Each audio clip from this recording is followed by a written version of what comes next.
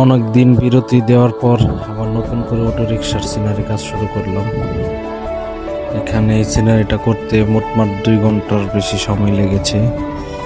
2 ঘন্টার ভিডিওকে মাত্র 1 মিনিটের ভিডিওতে রূপান্তরিত করতে যে এই অবস্থা।